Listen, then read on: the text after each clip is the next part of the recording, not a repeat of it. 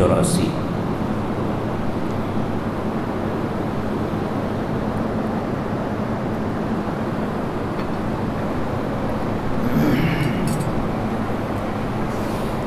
دیکھیے، اعوذ باللہ من الشیطان الرجیم، بسم اللہ الرحمن الرحیم۔ اولم یتفکروا ما بصاحبہم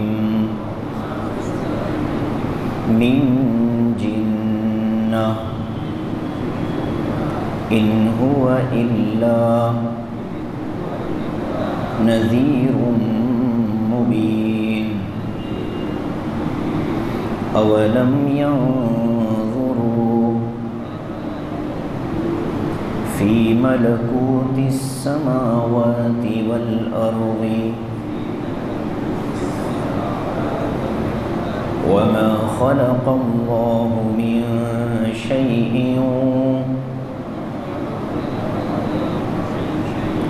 وأن عسى أن يكون قد اقترب أجلهم فبأي حديث بعده يؤمنون۔ اولم یتفکروا، کیا ان لوگوں نے غور و فکر نہیں کیا؟ ما بصاحبہم من جنہ، کہ ان کے ساتھی یعنی محمد صلی اللہ علیہ وسلم کو کوئی جنون نہیں ہے۔ ان هو الا نذیر مبین، وہ تو کھلم کھلا ڈرانے والے ہیں۔ اولم ينظروا فی ملکوت السماوات والارض، کیا ان لوگوں نے نہیں دیکھا آسمانوں اور زمین کی بادشاہت میں؟ وما خلق اللہ من شیء، اور جو کچھ اللہ تعالیٰ نے پیدا کی ہے دنیا بھر کی چیزیں۔ وَأَنْ عَسَىٰ أَن يَكُونَ قَدِ اقْتَرَبَ أَجَلُهُمْ، اور اس پر غور نہیں کیا کہ ممکن ہے کہ ان کی موت کا وقت قریب آ چکا ہو۔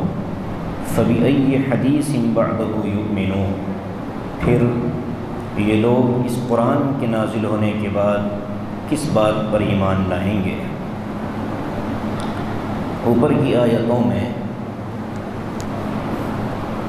انکار کرنے والوں کی مہلت، ڈھیل اور سزا کا بیان تھا کہ اللہ تعالیٰ کے دین کا، نبی علیہ السلام کا اور قرآن کا انکار کرنے والے اور ان انکار کرنے والوں کو اللہ کی طرف سے ملنے والی مہلت کیا ہے، وہ کیسے اپنی پکڑ کی طرف، عذاب کی طرف بڑھتے چلے جا رہے ہیں۔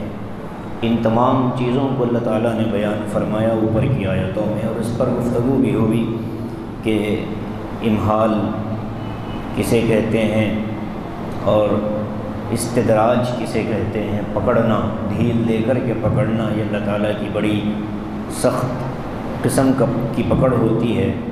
اس میں مسلمان بھی کبھی اس کا شکار ہو جاتے ہیں، اور کافر تو اس کا شکار ہیں ہی۔ وہ اپنی ہر ترقی کو اپنی کامیابی سمجھتے ہیں، جبکہ اللہ تعالیٰ کی طرف سے ان کو ڈھیل دی جا رہی ہے۔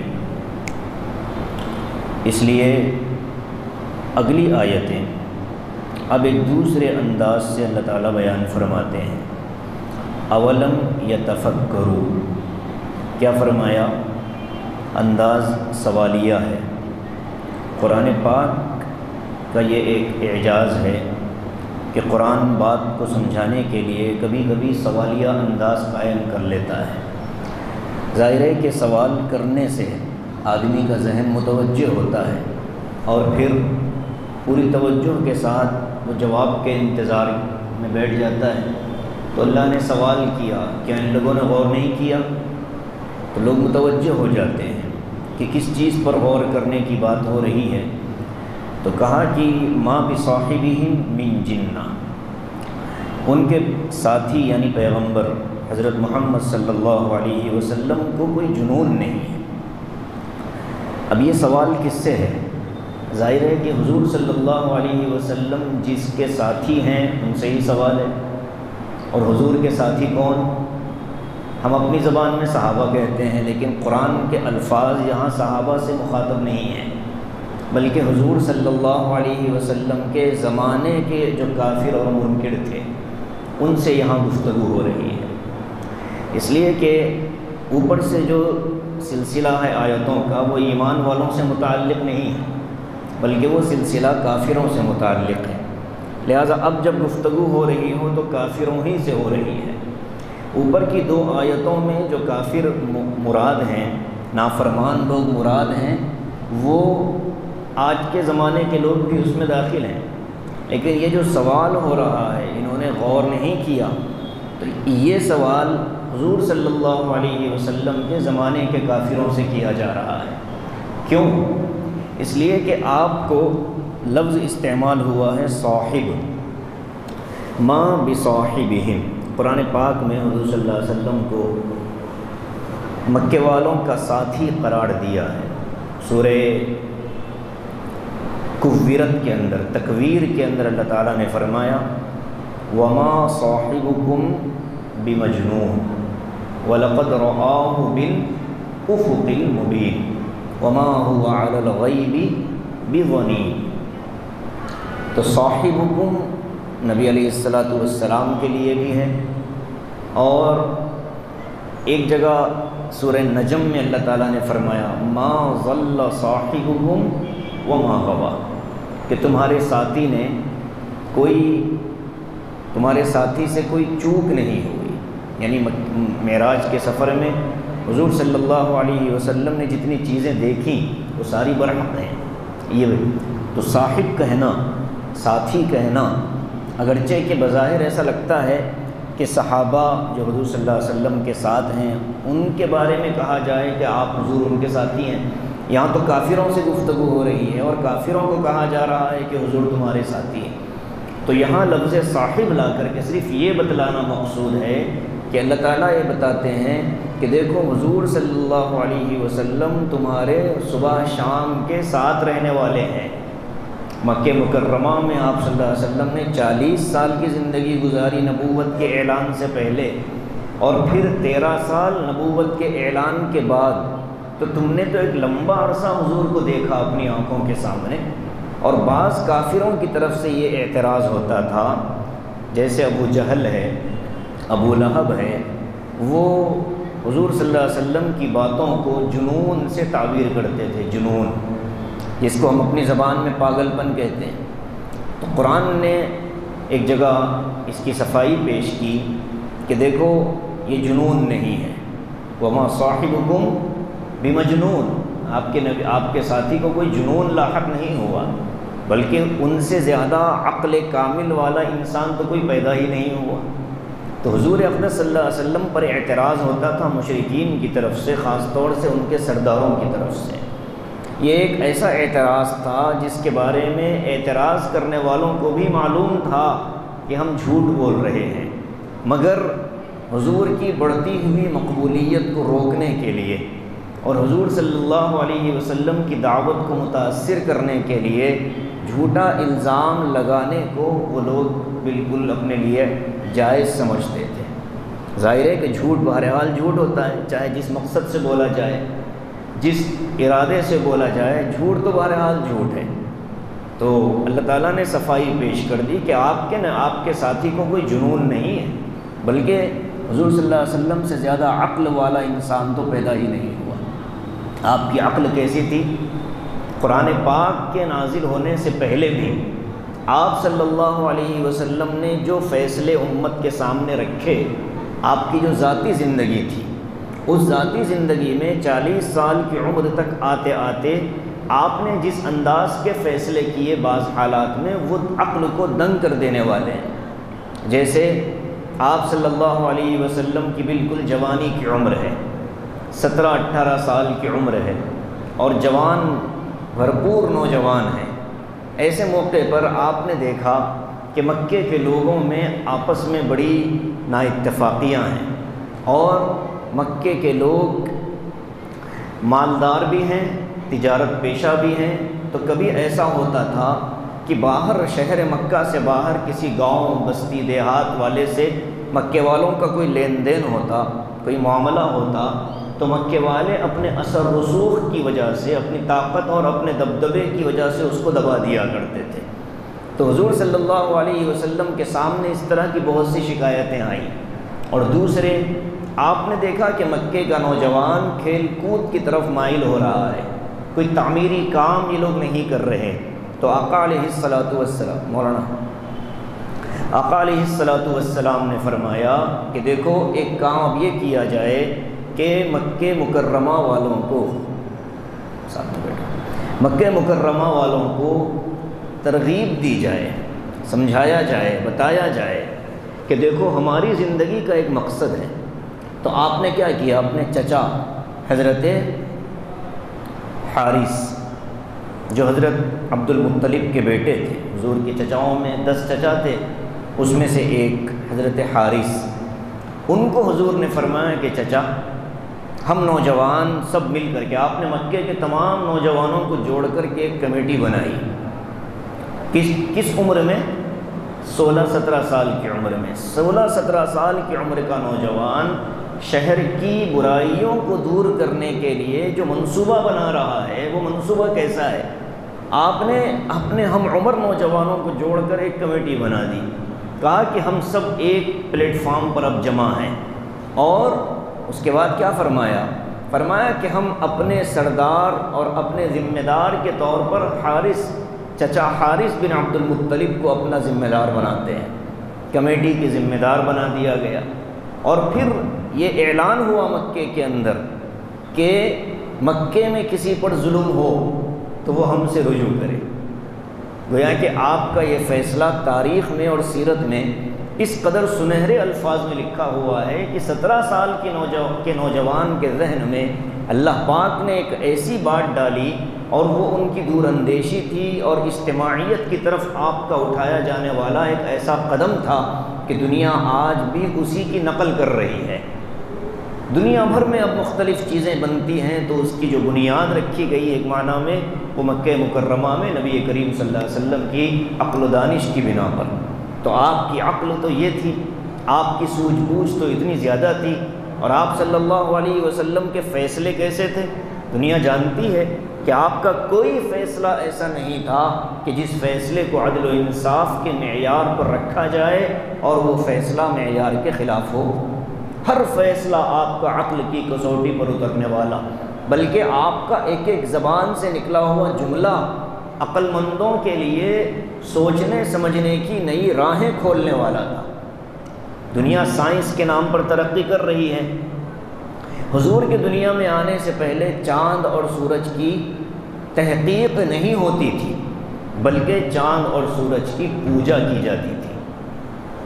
حضور نے آ کر کے فرمایا کہ یہ چاند اور سورج پوجا کے لیے پیدا نہیں کیے گئے، بلکہ اللہ تعالیٰ نے تمہاری خدمت کے لیے ان کو بھیجا۔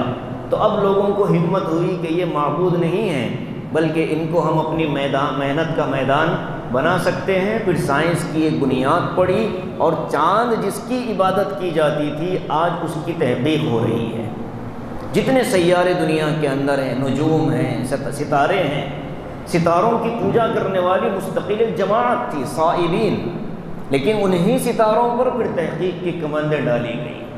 تو اس سے سمجھ میں آتا ہے کہ آپ صلی اللہ علیہ وسلم کی عقل کامل تھی، اور آپ صلی اللہ علیہ وسلم کی عقل کے کمال پر بہت لمبی گفتگو مفسرین نے کی ہے، کتابوں میں لکھا ہے، پڑھنا چاہیے۔ حکیم الاسلام حضرت اقدس قاری طیب صاحب رحمۃ اللہ علیہ نے جو سیرت طیبہ لکھی ہے، حضور صلی اللہ علیہ وسلم کی سیرت کی ایک جلد میں کتاب، اس میں حضرت نے ان چیزوں کو اٹھایا اور فرمایا کہ آپ صلی اللہ علیہ وسلم کا امتیاز اور آپ صلی اللہ علیہ وسلم کا کمال کیا؟ تو فرمایا کہ کمال عقل آپ صلی اللہ علیہ وسلم کا امتیاز ہے۔ حضرت تھانوی رحمۃ اللہ علیہ نے فرمایا کہ حضور صلی اللہ علیہ وسلم کا کمال کیا ہے؟ فرمایا کہ انسان کامل ہونا آپ کے کمال کی دلیل ہے۔ علم کامل اسی کو حاصل ہو سکتا ہے جس کو اللہ نے عقل کامل دی ہو، اور عقل کامل، علم کامل دنیا میں کس کا ہے؟ حضور صلی اللہ علیہ وسلم کا ہے اوتیت علم الاولین والآخرین، آپ نے فرمایا کہ مجھے پچھلوں کا بھی علم دیا گیا، اگلوں کا بھی علم دیا گیا، قیامت تک آنے والے احوال کا مجھے علم دیا گیا۔ ظاہر ہے کہ اتنا علم کس کو مل سکتا ہے؟ اسی کو مل سکتا ہے جس کو اللہ نے عقل بھی کامل ترین دی ہو۔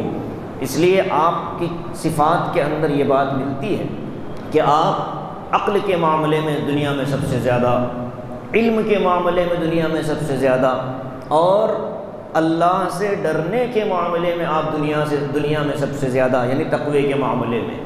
عبادات آپ سے زیادہ کسی نے نہیں کی، نہ کوئی کر پاتا ہے۔ معرفت جو آپ کو حاصل ہے کسی اور کو حاصل نہیں ہو سکتی تھی۔ حسن و جمال جو اللہ نے آپ کو دیا، آپ جیسا کسی اور کو نہیں ملا ہے۔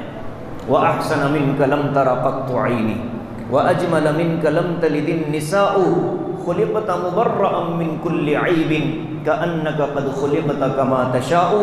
حضرت نانوتوی فرماتے ہیں کہ اللہ تعالیٰ نے سب سے پہلے مشیت کے انوار سے نقش روح محمد سجایا گیا، نقش روح محمد بنایا گیا، پھر اسی نقش سے مانگ کر روشنی بزم کون و مکان کو سجایا گیا۔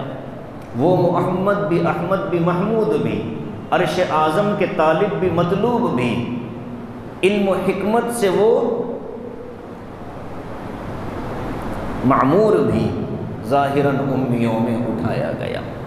یعنی آپ کو اللہ نے جو صفات دی ہیں، ان صفات کو پڑھنے والا یہ اعلان کر دیتا ہے کہ آپ سے زیادہ عقل کسی کی نہیں۔ اور جنون کسے کہتے ہیں؟ عقل کے خلاف، عقل کی جو ضد ہوتی ہے اس کو جنون کہتے ہیں۔ اب جس آدمی کو جنون ہو جائے، پاگل ہو جائے وہ آدمی، تو اس کی باتیں کیسی ہوتی ہیں؟ بہکی باتیں کرتا ہے، عقل و شعور سے گری ہوئی باتیں کرتا ہے۔ اور جو آدمی عارضی طور پر جنون کا شکار ہو، جیسے نشہ کسی نے کر لیا، تو نشے کا سب سے بڑا نقصان کیا ہوتا ہے؟ آدمی کی عقل پر پردہ پڑ جاتا ہے۔ جن یجن، عربی زبان میں جنون کہتے ہی ایسی چیز کو ہیں جو آدمی کی عقل کو ڈھانپ لے۔ اور جن جو مخلوقات ہیں جو ہمارے ساتھ بیٹھے ہوئے ہیں، آپ کی برابر ہمارے ساتھ جو بیٹھے ہوئے ہیں، ان کو جن کیوں کہتے ہیں؟ اسی لیے کہتے ہیں کہ یہ بھی جب کسی پر حاوی ہو جائیں تو اس کو ڈھانپ لیتے ہیں۔ تو جنون عقل کی ضد ہے۔ تو جو آدمی عقل مند ہے وہ پاگل نہیں ہو سکتا، اس کو جنون نہیں ہو سکتا۔ اور دنیا نے مشاہدہ کیا کہ حضور صلی اللہ علیہ وسلم عقل کامل رکھتے ہیں۔ حضور صلی اللہ علیہ وسلم، تو جو شخصیت اور جو ذات عقل میں کامل ہو جائے، اس کو جنون کا الزام لگانا صرف جھوٹ ہے اور جھوٹا الزام ہے۔ تو اللہ تعالیٰ نے اس کو کہا کہ تم نے غور نہیں کیا، اولم یتفکروا، کبھی ان لوگوں نے غور نہیں کیا کہ جو نبی تو ان کے سامنے آخرت کی باتیں رکھتا ہے اور کامیابی کے اصول بتاتا ہے، اس نبی کو بھی جنون ہو سکتا ہے۔ تمہارا ساتھی ما بصاحبہم من جنہ، تمہارے ان کے ساتھی کے ساتھ کوئی جنون والی کیفیت نہیں ہے۔ ان ہوا الا، وہ تو بس نذیر مبین، کھلم کھلا ڈرانے والے ہیں، بے لاگ گفتگو کرنے والے ہیں، صاف ستھری گفتگو کرنے والے ہیں۔ مبین کا مطلب یہ ہوتا ہے واضح طور پر ڈرانا آخرت سے، یعنی کچھ چیزیں بتائی، کچھ چیزیں چھپائی نہیں، جو چیزیں اللہ کی طرف سے آ گئی، بلغ ما انزل الیک من ربک وان لم تفعل فما بلغت رسالتہ، یہ ذمہ داری تھی حضور کی کہ جو اللہ نے تم کو دیا وہ تم کو پہنچانا ہے۔ اسی لیے آپ نے آخری خطبے میں صحابہ سے پوچھا، بتاؤ کیا میں نے تم کو اللہ کی امانت پہنچا دی؟ تو صحابہ نے کہا بلغت یا رسول اللہ، آپ نے پہنچا دیا۔ اسی لیے آج بھی روز مبارک کی حاضری پر امت کے علماء اور امت کے وہ طبقہ جن کو ان چیزوں کا علم ہوتا ہے، وہ یہ اقرار کرتے ہیں کہ آپ نے بلغت الرسالہ وأديت الأمانة ونصحت الأمة وجاهدت في سبيل الله حق جهادی، آپ کو جو ذمہ داریاں ملی تھیں آپ نے وہ ساری پوری کر دی۔ ہم اس پر اللہ کے سامنے اللہ کو گواہ بناتے ہیں، ہم اس پر گواہی دیتے ہیں۔ تو آپ صلی اللہ علیہ وسلم پر جنون کا الزام یہ صرف الزام ہے۔ آج بھی دنیا میں مخالفین پر الزام لگانا ایک فیشن بن چکا ہے۔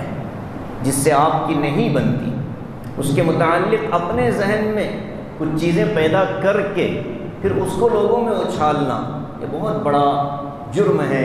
بلکہ حضرت تھانوی کو اللہ جزائے خیر دے، انہوں نے ایک بات بڑی عجیب کہی۔ حضرت نے فرمایا تم کسی کے بارے میں بات کرو گے، بہت غور سے سننا، تم کسی کے بارے میں تذکرہ کرو گے، دو ہی باتیں ہو سکتی ہیں، یا تو غیبت ہوگی یا بہتان ہوگا، تیسری تو کوئی بات ہے نہیں۔ اچھائی کا تذکرہ اس پر تو ثواب ملے گا، لیکن برائی سے اگر تم کسی کا تذکرہ کرتے ہو تو دو ہی باتیں ہیں، یا تم غیبت کر رہے ہو یا تم بہتان لگا رہے ہو۔ اس لیے کہ جس کو تم برے القاب سے یاد کر رہے ہو یا جس کے نام اعمال میں برے اعمال تم زبردستی داخل کر رہے ہو، یا تو اس نے وہ کام کیا ہے یا نہیں کیا ہے۔ اگر کیا ہے تو غیبت کر رہے ہو، اور اگر نہیں کیا ہو تو بہتان لگا رہے ہو، اور دونوں گناہ کبیرہ ہیں، بغیر توبہ کے معاف نہیں ہو سکتے۔ اور آج ہمارے لیے سب سے مزے کی ڈش اور سب سے لذیذ غذا یہی دو چیزیں ہیں، یا تو بہتان یا تو غیبت، اور اس میں اکثر بہتان ہی ہوتا ہے۔ اور بہتان لگانے والا بندہ اپنے الزام کو ثابت نہ کر سکے تو پھر ایسا شخص کسی کے نکاح میں گواہ بن جائے تو اس کا نکاح خطرے میں پڑ جاتا ہے۔ وَلَا تَقْبَلُوا لَهُمْ شَهَادَةً أَبَدًا، کہ ان کی گواہی کبھی قبول مت کرو۔ وَأُولَٰئِكَ هُمُ الْفَاسِقُونَ، قرآن کہتا ہے کہ یہ فاسق ہے۔ ہاں اگر اس نے توبہ کی، جس پر الزام لگا، ہم مل کر کہا کہ ہم آپ کے بارے میں بلا وجہ اپنے خیالات سے کچھ چیزیں ہم نے سوچ لی تھی، معذرت چاہتے ہیں، پھر اس بندے نے معاف کر دیا، إِلَّا الَّذِينَ تَابُوا وَأَصْلَحُوا، پھر قرآن کہتا ہے کہ توبہ کرنے کے بعد دوبارہ اس گناہ کی طرف نہ جاؤ تو پھر فَاقْبَلُوا لَهُمْ شَهَادَةً، ان کی گواہی تم قبول کر سکتے ہو۔ تو دو باتیں ہی ہو سکتی ہیں، اس لیے قرآن نبی علیہ السلام نے فرمایا کفوا السنتکم، اپنی زبانیں روک لو، عن الناس، لوگوں سے، کوئی کچھ کرتا ہے تمہیں کیا کرنا ہے۔ بلا وجہ کسی اور کے اعمال پر گفتگو کرنے سے اپنے نام اعمال خراب ہوتے ہیں۔ اس لیے حضور نے فرمایا نا کہ وَهَلْ يَكُبُّ النَّاسِ فِي نَارِ جَهَنَّمَ إِلَّا حَصَائِدُ أَلْسِنَتِهِمْ، لوگوں کو جہنم میں لے جانے والی سب سے بڑی چیز جو میں نے دیکھی وہ ان کی زبان کی کھیتی ہے۔ اسی لیے صوفیہ فرماتے ہیں کہ کم بولو، کم بولو۔ پہلے زمانے میں تھا کم کھاؤ اور کم سو جاؤ، لیکن حضرت تھانوی نے آ کر کے کہا کہ اب یہ دو چیزیں میں ڈیلیٹ کر دیتا ہوں، اس لیے کہ کم کھائے گا تو نہ نماز پڑھ پائے گا نہ روزہ رکھ پائے گا، اس لیے کھانے پر پابندی نہیں ہے، حلال کی شرط کے ساتھ حلال رہو، کھاؤ، کوئی پابندی نہیں۔ کم سونا پہلے زمانے میں ٹھیک تھا، لیکن اب کم سونے سے بیمار پڑ جاؤ گے، نمازیں قضا ہو جائیں گی، اس لیے سونا بھی پورا کرو، آرام بھی پورا کرو، کھانا البتہ کم بولنے پر پابندی آج بھی ہے۔ ضرورت کی بات ہو، خیر کا کلمہ ہو تو زبان سے نکالے۔ من کان یؤمن باللہ والیوم الآخر فلیقل خیرا او لیصمت، حضور نے فرمایا کہ جو اللہ اور آخرت پر ایمان رکھتا ہے اسے چاہیے کہ یا تو خیر کا جملہ زبان سے نکالے یا خاموش رہے، تیسری کوئی چیز نہیں۔ تو بہرکیف حضور پاک صلی اللہ علیہ وسلم پر الزام لگایا، اور یہ بیماری آج بھی لوگوں میں عام ہو رہی ہے، اپنے مخالفین پر الزام لگانا۔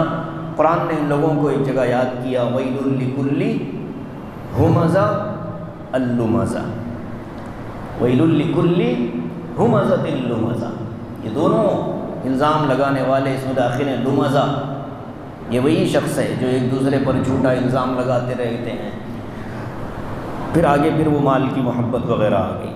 ایک تو اللہ نے حضور صلی اللہ علیہ وسلم سے متعلق ایک اعتراض کا جواب دیا کہ حضور پر جنون کی کیفیت نہیں ہے۔ دوسرا، اللہ تبارک و تعالیٰ کی ذات میں اور آپ کی مخلوقات میں غور و فکر کی دعوت دی۔ کیوں دی؟ آگے اس کا جواب آ رہا ہے، اولم ينظروا فی ملکوت السماوات والارض، کیا ان لوگوں نے اللہ کی ملکیت اور بادشاہت جو زمین و آسمان میں پھیلی ہوئی ہے اس کو انہوں نے نہیں دیکھا؟ وما خلق اللہ من شیء، اور اللہ نے جو چیزیں پیدا کی ہیں، انسان، جنات، چرند پرند، ان مخلوقات میں انہوں نے غور نہیں کیا۔ اگر یہ غور کرتے، کافر اگر اللہ کی بنائی ہوئی چیزوں میں غور کرتے، زمین و آسمان کی بادشاہت پر غور کرتے، اور غور کرنے کی ایک دوسری بات کہی، ٹھیک ہے اگر زمین و آسمان پر بھی غور نہیں کیا تو دنیا کی ایک ایسی حقیقت ہے جس کا انکار دنیا کے کسی آدمی نے نہیں کیا، یہاں تک کہ ایسوں نے بھی انکار نہیں کیا جنہوں نے خدا کا انکار کیا۔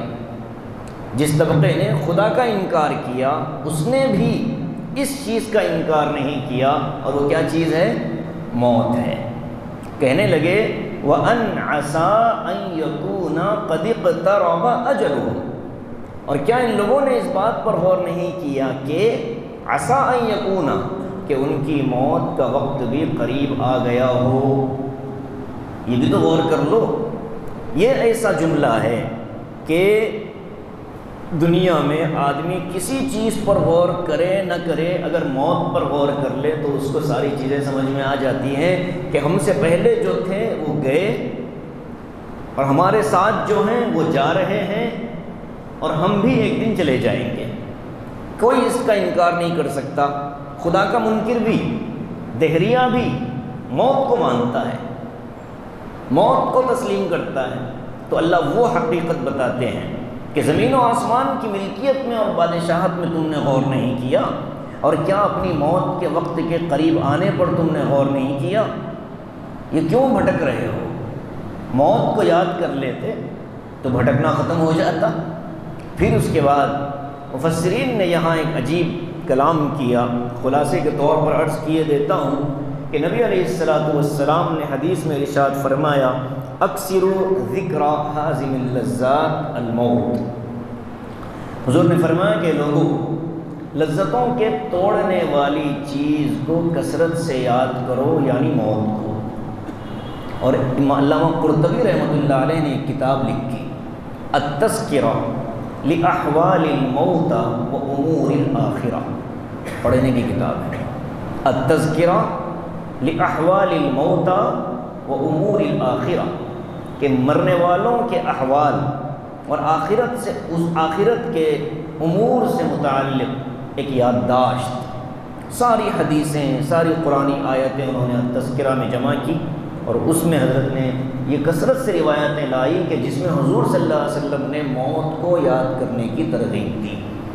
70 مرتبہ موت یاد کرنے کی ترغیب ہے، بلکہ ایک روایت کے اندر تو علامہ قرطبی نے نقل فرمایا کہ جو آدمی روزانہ 70 دفعہ اپنی موت کو یاد کرے اس آدمی کا نام غافلین میں سے نکال لیا جاتا ہے۔ 70 دفعہ اپنی موت کو جو بندہ یاد کرتا ہے اس کا نام غافلوں کی فہرست سے نکال لیا جاتا ہے۔ ہم سب غافل ہیں، اس لیے کہ 70 مرتبہ اللہ ہی کو یاد نہیں کرتا بندہ دن میں، تو موت کو کیا یاد کرے گا؟ اور جو لوگ موت کو یاد کرنے والے ہوتے ہیں ان کا ہر قدم موت کی یاد کی طرف چلتا ہے۔ قبرستان، ہمارے اپنے آس پاس شہروں میں جنازے اٹھتے ہیں، دیکھتے ہیں، لیکن موت کی یاد، تذکیر بالموت والا موضوع ہم سے ختم ہوتا جا رہا ہے۔ تو اس لیے خاص اس کو مستقل جملے کے طور پر قرآن نے نقل کیا وَأَنْ عَسَىٰ أَن يَكُونَ قَدِ اقْتَرَبَ أَجَلُهُمْ، اور یہ بھی ممکن ہے کہ ان کی موت کا وقت قریب آ چکا ہو۔ جب آدمی موت کو یاد کرنا شروع کر دیتا ہے تو دنیا کی بے حیثیتی کا یقین بڑھ جاتا ہے، اس کو یقین ہونے لگتا ہے کہ اب دنیا بالکل ختم ہونے والی ہے، اس کی کوئی حیثیت نہیں۔ بلکہ علماء نے لکھا ہے کہ جس کے گھر پوتے اور ناتے آ جائیں، ناتے نواسے اور پوتے پوترے آ جائیں، اس کو اپنی آخرت کی تیاری کر لینی چاہیے۔ کیوں؟ اس لیے کہ تیسری نسل جب دنیا میں آتی ہے، کسی کی بھی تیسری نسل، تو اب دادا اور نانا کو زمین خالی کرنا ہے، اب جگہ دوسروں کے لیے خالی کرنا ہے، اللہ کا یہ نظام ہے۔ تو اسی لیے جن کی عمریں 60 کی ہو جاتی ہیں، 60 کی، انہوں نے گویا کہ اپنی زندگی کی عشاء کی نماز پڑھ لی، اور جن کی عمریں 40 کی ہو گئیں ان کی عصر کی نماز ہو گئی، اور جو 50 سے گزر گئے انہوں نے مغرب پڑھ لی، اور جو 60 سے گزر گئے انہوں نے عشاء پڑھ لی۔ کبھی بھی موت جو نیند کی بہن ہے آئے گی اور اچک کر لے جائے گی۔ اسی لیے قرآن نے بار بار ترغیب دی ہے دعاؤں کا اہتمام کرو، اور جب سورہ اذا جاء نصر اللہ نازل ہوا تو اس وقت سرکار دو عالم صلی اللہ علیہ وسلم کی عمر مبارک 63 سال کی تھی، چاند کے اعتبار سے 63 برس کی حضور کی عمر تھی۔ اور آیتوں میں کیا حکم ملا؟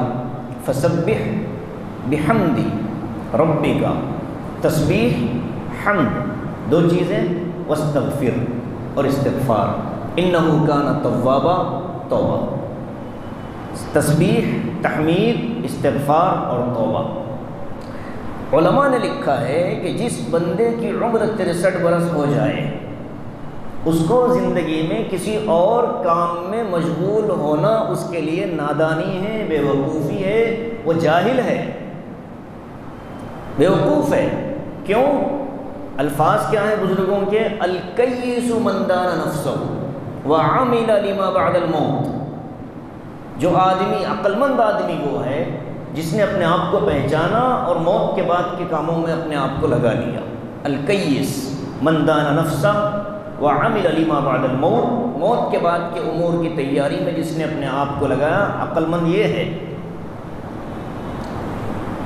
تو کہتے ہیں کہ اب اس آدمی کو جن کی عمر 63 سال ہو جائے اور اللہ نے زندگی دی ہے، صحت بھی دی ہے، ساری چیزیں ہیں، تو ان کو چاہیے کہ اب دنیا کے جھمیلوں سے اپنے آپ کو پیچھے ہٹا لے، دوستوں کی محفلوں سے اپنے آپ کو الگ کر دے، اب اللہ سے دوستی جوڑے، اب تہجد کا اہتمام کرے، اوابین کی فکر کرے، نماز 5 وقتہ پہلی صف میں امام کے پیچھے پہلی رکعت کے ساتھ تکبیر اولیٰ کے ساتھ پڑھنے والا بن جائے، نوافل کا اہتمام، قرآن کی تلاوت کا اہتمام، اور زندگی بھر کی کیسٹ اپنے ذہن میں دہرا لے کہ کہیں مجھ سے کوئی زیادتی نہ ہو جائے، ان سے رابطہ کر کے ان سے معاملات کو سدھار لے۔ اور اگر کوئی بوڑھا جس کی عمر 63 برس ہو جائے پھر بھی وہ دنیاوی جھمیلوں میں پڑا رہتا ہے، لوگوں کی پگڑیاں اچھالنے میں، عزت نفس کو داغدار کرنے میں، مسجدوں کو فتنہ گاہ بنانے میں، محفلوں کو گناہوں سے آلودہ کرنے میں، تو پھر اس شخص کے بارے میں خطرہ ہے کہ یہ بندہ اپنی آخرت سے غافل ہو کر زندگی گزار رہا ہے۔ ایسوں سے عقل مندوں کو اپنے آپ کو دور ہٹا لینا چاہیے۔ صدیق اکبر رضی اللہ تعالی عنہ نے جب یہ صورت نازل ہوئی، اذا جاء نصر اللہ والفتح، قرآن نے بشارت دی کہ اللہ کی مدد اور کامیابی آ گئی، صحابہ خوش ہونے لگے، بڑے خوش ہوئے، بڑے خوش ہوئے۔ تو صدیق اکبر کو دیکھا کہ وہ غمگین ہیں اور رو رہے ہیں۔ صحابہ نے کہا کہ عجیب انسان ہو یار، پوری خوشی کا موقع ہے اور سب خوش ہو رہے ہیں اور آپ غم میں ہو۔ تو فرمایا کہ آپ لوگ خوش ہو رہے ہو آیتوں کے ظاہری مطلب کو لے کر، اور مجھے غم اس بات کا ہے کہ یہ پیغام ہے سرکار دو عالم صلی اللہ علیہ وسلم کے دنیا سے رخصت ہونے کا۔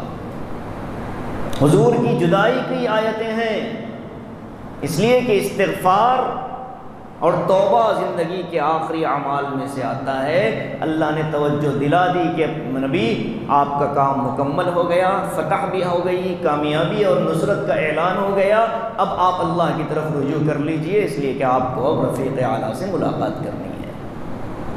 جب یہ حضرت ابو بکر نے کہا تو صحابہ کو احساس ہوا۔ بعض صحابہ نے جا کر حضور سے پوچھا کہ یا رسول اللہ کیا اس طرح کی کوئی بات ہے؟ تو حضور صلی اللہ علیہ وسلم نے فرمایا کہ ہاں، اب مجھے روانگی کے لیے تیاری کرنا ہے، اللہ نے اس صورت میں مجھے اشارہ دے دیا۔ اسی لیے کہا جاتا ہے کہ نبوت کا مزاج کسی نے پہچانا تو حضرت صدیق اکبر رضی اللہ تعالیٰ عنہ نے پہچانا تھا، مزاج نبوت کی ایک ایک چیز سے واقف تھے۔ اس لیے امت کی ذمہ داری بھی اللہ تعالیٰ نے ان کے کندھوں پر ڈالی اور انہوں نے حسن خوبی سے اس کو سنبھالا۔ تو بہرحال آدمی کو اپنی موت کو ہمیشہ یاد رکھنا چاہیے۔ موت سے غفلت ہی بڑے بڑے جرائم میں آدمی کو لگا دیتی ہے۔ آپ دیکھیں مسجدوں میں بعض ایسے احباب آتے ہیں جن کو دنیا سے کوئی واسطہ نہیں ہوتا، وہ اپنی نماز پڑھتے ہیں اور نکل کر چلے جاتے ہیں۔ دنیا ان کو یہ سمجھتی ہے کہ یہ بالکل بے وقوف آدمی ہے، قرآن و سنت کی نگاہ میں وہی عقل مند آدمی ہے۔ اور جو مسجد میں آ کر کے بھی اپنے آپ کو غافل رکھتا ہے، دنیا یہ سمجھتی ہے کہ بڑا پڑھا لکھا اور بڑا عقل مند ہے، حقیقت اور قرآن و سنت کی نگاہ میں وہ آدمی غافل ہے۔ اس لیے ہم سب کو اپنی موت کو ہمیشہ یاد رکھتے رہنا ہے۔ فَبِأَيِّ حَدِيثٍ بَعْدَهُ يُؤْمِنُونَ، قرآن نے پوچھا آخر قرآن کے اس قدر واضح ترین بیان کے بعد، قرآن جیسی عظیم کتاب کے نازل ہو جانے کے بعد، پیغمبر علیہ السلام جیسی شخصیت کے آ جانے کے بعد، حضور کی سنت اور سیرت کو دیکھ لینے کے بعد، ایسی شریعت آ جانے کے بعد اب وہ اس پر بھی ایمان نہ لائیں تو پھر اس کے بعد کس پر ایمان لائیں گے؟ فَبِأَيِّ حَدِيثٍ، آخر کس بات پر ایمان لائیں گے وہ قرآن کے بعد؟ یہ جملہ بڑا سخت ہے کہ جو آدمی قرآن آ جانے کے بعد اس کے احکام کو پس پشت ڈالے تو پھر قرآن پوچھتا ہے کہ اللہ کے بندے، قرآن کے آ جانے کے بعد مزید اب کس چیز کی ضرورت ہے؟ یہ آیت ختم نبوت کی طرف اشارہ کرتی ہے کہ قرآن نے کہا کہ اب اس کے بعد ایمان کس پر لاؤ گے؟ اس لیے کہ اس کے بعد نہ کوئی نبی ہے، نہ کوئی شریعت ہے، نہ کوئی دین ہے، نہ کوئی کتاب ہے۔ تو یہ آیت بھی ان 300 آیتوں میں سے ایک ہے جس میں ختم نبوت کا تذکرہ اللہ تعالیٰ نے فرمایا۔ خلاصہ یہ ہے کہ اللہ تعالیٰ نے کافروں کو غور و فکر کی دعوت دی کہ نبی علیہ السلام کی زندگی اور سیرت کو تم نے دیکھا تو اس سیرت میں تم کو کوئی چیز ایسی نظر نہیں آتی جو کہ عقل کے خلاف ہو، اور پھر اللہ کی مخلوقات میں غور و فکر کی دعوت اور اپنی موت کو یاد کرنے کی فکر، اور پھر قرآن کریم پر کامل ایمان۔ یہ آج کے مضامین کا خلاصہ ہے۔ اللہ پاک ہم سب کو غافلین کی فہرست سے نکال کر شاغلین کی اور عقل مندوں کی فہرست میں داخل فرما لے۔ آمین وآخر دعوانا الحمدللہ۔